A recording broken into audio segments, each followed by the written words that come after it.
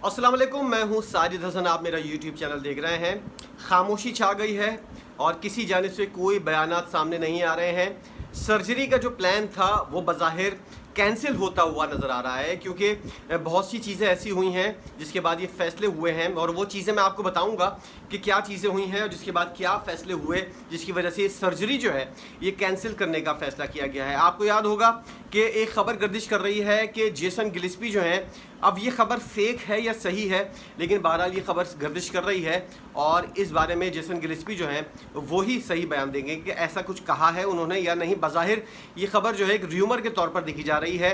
Surgery होगी या नहीं होगी, इस बारे में भी एक बड़ा फैसला हो चुका है। जेसन गिलिस्पी के बारे में जो खबर र्यूमर कर रही है, गर्दिश कर रही है, जो अफवाह के तौर पर देखी जा रही है, वो ये है कि जेसन गिलिस्पी ने बांग्लादेश के ख़िलाफ़ टेस्ट सीरीज़ के लिए बाबर आजम को मांग लिया है पीसीबी से।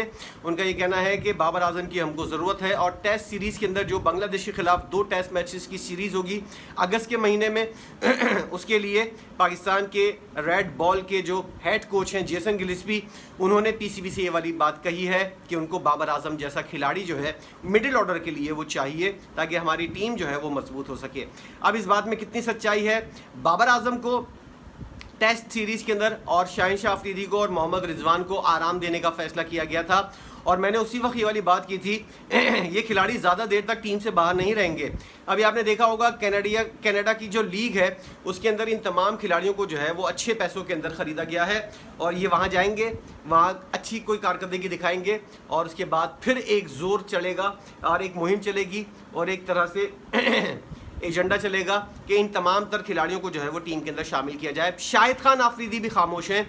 Pakistan cricket board match fixing जैसे इल्ज़ामात के बाद खामोश है।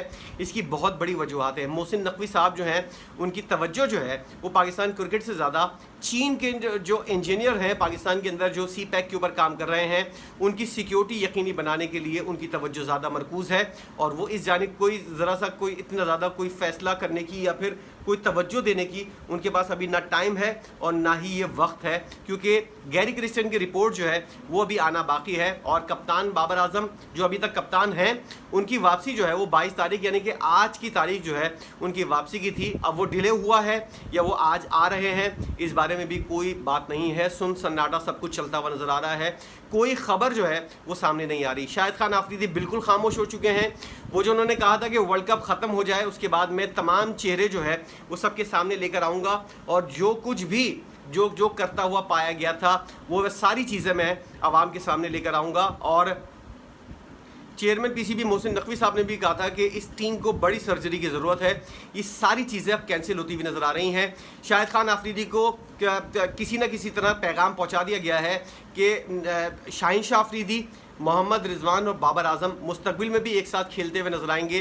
कोई ऐसी बड़ी बात, कोई ऐसी सख्त बात और कोई ऐसी प्रेस कॉन्फ्रेंस आपको करने की ज़रूरत नहीं है जिसकी वजह से जो कबाड़ा हो चुका है इससे बड़ा कबाड़ा जो है वो होता हुआ नजर आए। और मुस्तकबिल के अंदर जब ये तीनों खिलाड़ी एक साथ खेल रहे हों, जिसके इम्कानात बहुत ज़्यादा हैं, क्योंकि यही कहा जाएगा पाकिस्तान के पास टैलेंट नहीं है, बासलाहियत खिलाड़ियों की मौजूदगी के बावजूद इन लोगों को अंदर लाने के लिए जिस तरह की चीज़ें होंगी आप और हम खुद ही देखते हुए नजर आएंगे। और कुछ दिन के बाद हो सकता है चैंपियंस ट्रॉफी के अंदर ही जो पाकिस्तान के अंदर हो रही है उसके अंदर जो है ये तीनों खिलाड़ी कौमी टीम का हिस्सा हों। और जो नए खिलाड़ी हैं उनको यकीनी तौर पर मैंने पहले भी बताया था कि तकरीबन 2 साल का वक्त चाहिए किसी भी नई टीम को बनाने के लिए।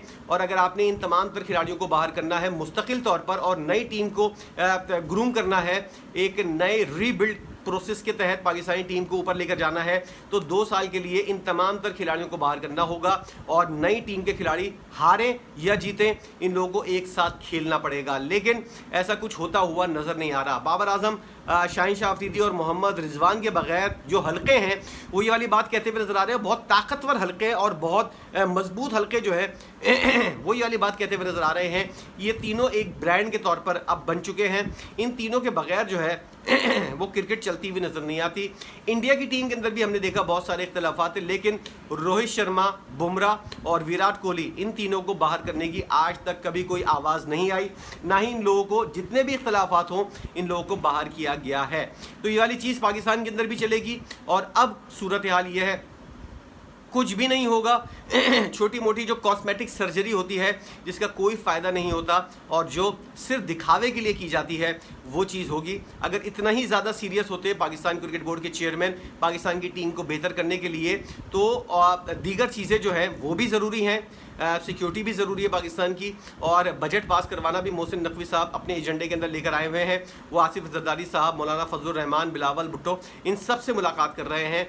बजट पास करवाना मोहसिन नकवी साहब का एजेंडा है। चीन की जो इंजीनियर्स हैं उनकी सिक्योरिटी यकीनी बनाना उनका एजेंडा है। अफगानिस्तान से जो दहशतगर्दी हो रही है उसको रोकना मोहसिन नकवी साहब का काम है। और पाकिस्तान क्रिकेट बोर्ड के अंदर पाकिस्तान की टीम के अंदर जो सर्जरी है वो करवाना भी मोहसिन नकवी साहब का काम है। और अब वो ये बयान देकर जो है वो फंस चुके हैं, इसलिए कॉस्मेटिक तौर पर जो है वो छोटी मोटी सर्जरी होगी। वहाब रियाज को आगे पीछे कर दिया जाएगा, कभी भी उसका बोर्ड से नाता ख़त्म नहीं होगा, क्योंकि वो एक वाहिद बंदा है जिसके ऊपर मोहसिन नकवी साहब रिलाय करते हैं।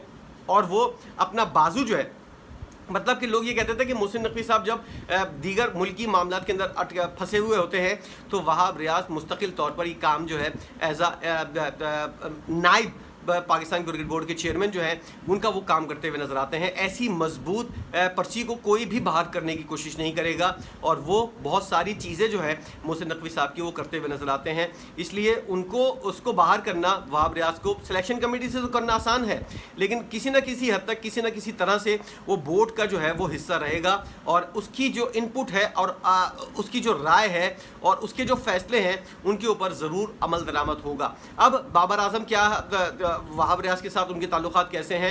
वहाब रियाज के शाहिनशाह अफरीदी के साथ भी अच्छे ताल्लुकात हैं, बाबर आजम के साथ भी और रिजवान के साथ भी। इन तीनों को किस तरह एक ही सारे अंडे जो हैं वो एक ही छतरी के अंदर रखने हैं, एक ही प्याले के अंदर रखने हैं, इनको किस तरह रखना है, किस तरह इनकी एडजस्टमेंट करनी है, ये वहाब रियाज और मोहसिन नकवी साहब दोनों मिलकर डिसाइड करेंगे। इसीलिए क़ायद खान आफरीदी को खामोश करवाया गया है कि कोई ऐसी सख्त बात ना करे। जालिम होना, बेरहम होना जो शाहिनशाह आफरीदी ने कहा था उसका वो बदला ले चुके हैं। पाकिस्तान को जलीलों की तरह हरवाने के बाद शाहिनशाह आफरीदी जो है वो अपनी बात पूरी कर चुके हैं कि मुझे इतना जालिम और बेरहम करने की कोशिश ना करो। उन्होंने अपनी जालिमानापन भी दिखा दिया है और कितने बेरहम हो सकते हैं वो भी तमाम तर पाकिस्तानियों को पता चल चुका है कि किस तरह जलीलों की तरह पाकिस्तान की टीम जो है वो वर्ल्ड कप से बाहर हुई। और एक शख्स जो अपनी अना की वजह से, जो अपनी कप्तानी छीनने की वजह से खूंखार जानवर की तरह जो है वो बिहेव कर रहा था, उसने पाकिस्तानी टीम का क्या हाल किया है। इन दोनों की अना की वजह से, यानी कि बाबर आजम और शाहिनशाह अफरीदी की अना वाला जो फड्डा था, इसके अंदर पाकिस्तान का नुकसान हुआ है, किसी का नुकसान नहीं हुआ। करोड़ों रुपए शाहिनशाह अफरीदी को भी मिल रहे हैं, अब भी बाबर आजम को भी करोड़ों रुपए मिल रहे हैं। 60 लाख रुपए सेंट्रल कॉन्ट्रैक्ट के जरिए मिल रहे हैं। और सेंट्रल कॉन्ट्रैक्ट के बारे में भी कुछ बातें सामने आई हैं कि दिखावे के लिए कुछ महीनों के लिए आगे पीछे किया जाएगा, इनकी कैटेगरी चेंज की जाएगी और उसके बाद जो है वही कुछ होगा जो होता हुआ आ रहा है। और पाकिस्तान के अंदर यही सबसे बड़ा अलमिया है कि कुछ भी नहीं होगा, सब कुछ इसी तरह चलता रहेगा और कोशिश करेंगे कि किसी भी तरह जो है वो पाकिस्तान की टीम अच्छी हो जाए, पाकिस्तान का मुल्क जो है वो तरक्की करने वाला बन जाए। यहाँ से ना रिश्वत ख़त्म करनी है, ना यहाँ पे ब्यूरोक्रेसी की जो चीज़ें हैं, काम ना करने की आदत वो भी ख़त्म नहीं करनी। मुल्क के अंदर जो है वो स्मगलिंग भी जारी रहनी चाहिए और पाकिस्तान भी तरक्की करता रहे। ये सारी चीज़ें जो हैं ये एक दीवाने का ख्वाब लगती हैं जो हमारे जो हुक्मरान हैं वो ये सोचते हुए नज़र आते हैं। और यही चीज़ पाकिस्तान क्रिकेट बोर्ड सोचता हुआ नज़र आता है कि गंदे अंडे और साफ़ अंडे जो हैं उनको मिक्स करके पाकिस्तानी टीम जो है उसको बुलंदियों के ऊपर लेकर जाया जाए और उसको जो है वो जीत की राह पर गामजन किया जाए। ये एक ऐसा बेवकूफ़ाना आइडिया है जो सिर्फ पाकिस्तान क्रिकेट बोर्ड के बड़ों को आता है और वो इसके ऊपर अमल दरामद करते हुए नजर आ रहे हैं। अभी तक कोई फैसला नहीं हुआ है किसी किस्म की कोई, हाँ इस हद तक कुछ हो सकता है कि इन तीनों में से किसी को कुछ अरसे के लिए कप्तानी से दूर रखा जाए और कोई नया खिलाड़ी जो है उसको कप्तान बनाया जाए, जैसे कि फ़खर जमान या फिर शान मसूद या फिर कुछ और नाम भी सामने आ रहे हैं, ज़ेर गौर किए जा रहे हैं। कुछ अरसे तक इन लोगों को मौका दिया जाए, ये लोग फेल हों और उसके बाद दोबारा इनमें से, इन तीनों में से किसी को जो है वो कप्तान बना दिया जाए। बाबर आजम अपनी टर्म जो है वो पूरी कर चुके हैं, अब शाहिनशाह अफरीदी और मोहम्मद रिजवान को मौका दिया जाएगा। लेकिन ये सारी चीज़ें मरहलावार होंगी और किस तरह मक्खन में से बाल निकाला जाएगा। पाकिस्तानी कौम भी बड़ी जज्बाती है, तमाम तर चीज़ों को देखते हुए, तमाम तर गलत चीज़ों को देखते हुए ये खून अपना जलाते हैं और अभी कुछ दिन के बाद हम देखेंगे कोई लीग शुरू होगी, इसके अंदर इन तीनों में से कोई ना कोई परफॉर्म करेगा और हम लोग आप लोग इसके लिए तालियां बजाते हुए नजर आएंगे। सब कुछ भूल जाएंगे, जैसा कि 2023 के 50 ओवर्स का वर्ल्ड कप जो है वो किस तरह हम लोग हारे थे वो भी हम भूल गए। उससे पहले एशिया कप किस तरह हम लोग श्रीलंका जैसी टीम से हारे थे वो भी हम भूल गए। उससे पहले 2022 का वर्ल्ड कप जो है खराब फील्डिंग की वजह से, फिटनेस मसाइल की वजह से हम हारे थे। उसके बाद 2021 का वर्ल्ड कप जिस तरह हारे थे, कुछ पाकिस्तान के अंदर कोई तब्दीली नहीं हुई थी, सब कुछ इसी तरह चलता रहा था और इसी तरह ये अब भी चलता रहेगा। पाकिस्तानी टीम में अगर कोई तब्दीली का ख्वाहिशमंद है तो वो सिर्फ ये ख्वाब जो है वो अपनी हद तक रखे, इसका इजहार ना करे, क्योंकि यहाँ कुछ भी चेंज नहीं होगा। बज़ाहिर ऐसा ही चलता हुआ नजर आ रहा है। गैरी क्रिस्टन की रिपोर्ट जो है वो इंतहाई अहमियत की हामिल है। देखते हैं कि उस रिपोर्ट के अंदर क्या कुछ तजवीज़ दी जाती है और किस हद तक उस तजवीज़ के ऊपर अमल दरामद होता है। आने वाले दिनों के अंदर जो भी बड़ी बड़ी तब्दीलियां होंगी उस बारे में आपको अपडेट करते रहेंगे। फिलहाल सब अच्छा है, खामोशी है और कोई सर्जरी वगैरह नहीं है। छोटी मोटी टाँके और छोटा मोटा जो है थोड़ा बहुत इलाज होगा, उसके बाद सब कुछ ऐसी डंग टिपाव वाली पॉलिसी जो है पाकिस्तान के अंदर चलती रहेगी। इस बारे में आपकी अपनी क्या राय है? क्या आपको समझ रहे थे कि कुछ तब्दीली होगी या कुछ ऐसा कुछ होगा जिसकी वजह से बहुत बड़े बड़े फैसले होंगे और पाकिस्तान क्रिकेट के अंदर सब कुछ ऊपर नीचे होता हुआ नजर आएगा? ऐसा कुछ भी नहीं होगा। आपने अगर ऐसा सोचा है तो ज़रूर अपनी राय का इजहार कीजिएगा। अगर आप समझते थे कि कुछ भी नहीं होगा तब भी बताइएगा कि आप ऐसा क्यों सोचते थे। वीडियो देखने का बहुत शुक्रिया।